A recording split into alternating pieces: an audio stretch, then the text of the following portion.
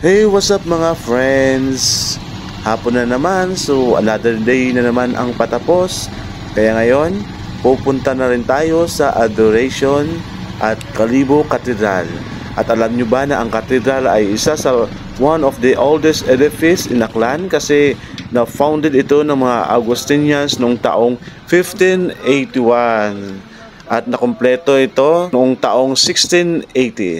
Ngunit yun nga, dahil sa lindol at ito ay nasunog noong May 1885 at ito nga ay na-reconstructed noong 1886 din.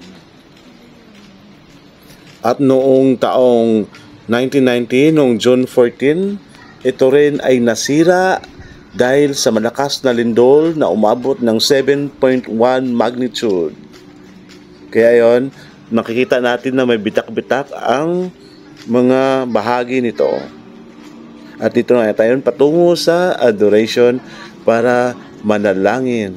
Para mabigyan din natin ng kapanatagan ang ating isipan at magpasalamat kay Lord sa mga blessings at mga pagsubok na ibinibigay sa atin araw-araw para maging matatag at maging handa. At para kung anuman ang dumating na pagsubok sa ating buhay, hindi tayo papabayaan ni Lord.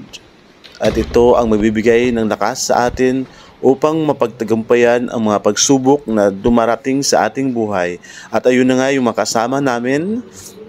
Nagkikita-kita kami after work dito. At dito nga tayo ngayon papasok sa Kalibo Cathedral.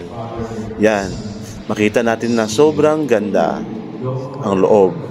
At everyday halos may simba dito, mga 5 to 6 ng hapon, araw-araw. At ngayon, tutungo naman tayo sa Santo Niño di Kalibo para manalangin.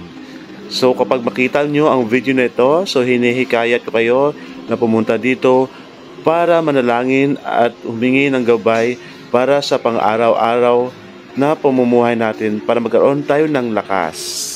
Lalo na kung may pinagdadaanan tayo sa ating buhay.